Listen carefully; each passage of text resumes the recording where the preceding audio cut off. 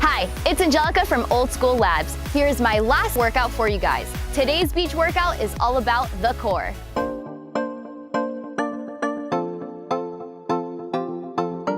Who is ready to begin this core workout?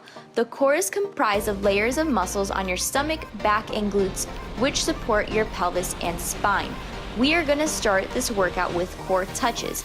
To begin, you're going to lie down with your back pressed against the floor.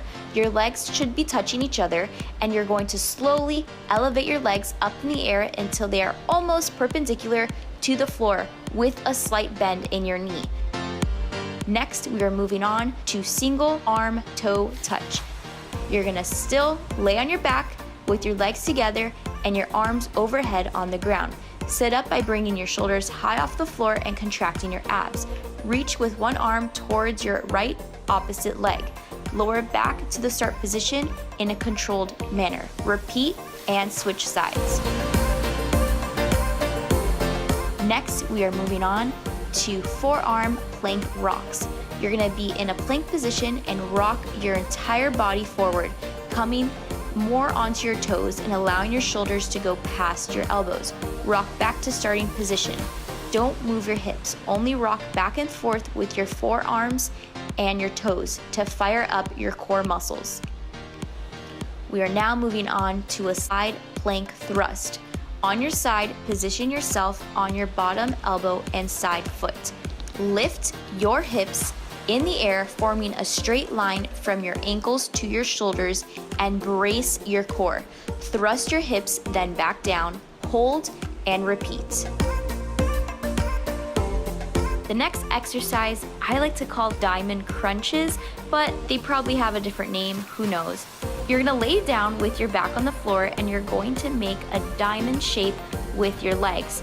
So have your feet touch together and allow your knees to bend, and you're gonna lay back down with your arms extended out next to your ears, and I want you to come up and perform a crunch. So try to avoid having your arms do all the work. Yes, you can use them to help you get up, but I don't want you to rely on your arms. Make sure all the force is coming from your core when you propel yourself up. The next move we are doing, I like to call spider crunches. So I like to call them this because you kind of do feel like you're crawling like a spider, but to perform these, you're gonna be in an upright plank position. So your hands are gonna be on the ground, and then you're also gonna be on your toes.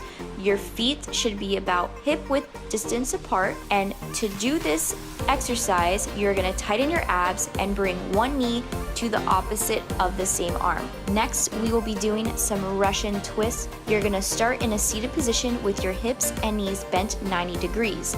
Keep your back straight, and explosively, I want you to twist your torso as far as you can to one side and then reverse the motion and do it to the other side. Next, we are doing opposite arm and leg extensions. So you're gonna be on all fours with your hands under your shoulders and your knees under your hips. You're gonna keep your neck in line with your back. You're gonna pull your abs up and in while simultaneously extending your left arm and right leg until both are parallel to the floor. Pause, then return to starting position. Repeat the move with the opposite arm and leg, and that is 1 repetition.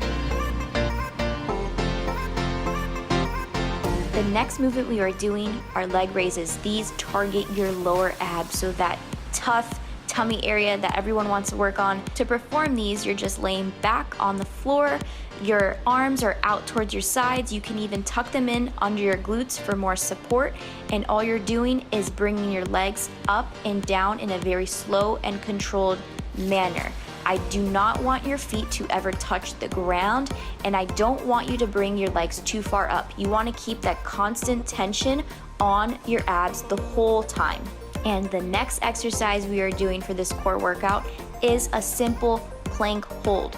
So you're gonna be on your forearms and on your toes. You're gonna keep your spine neutral, and all you're doing is holding this position. So do not let your hips come up too far, and do not let them sink too far low either.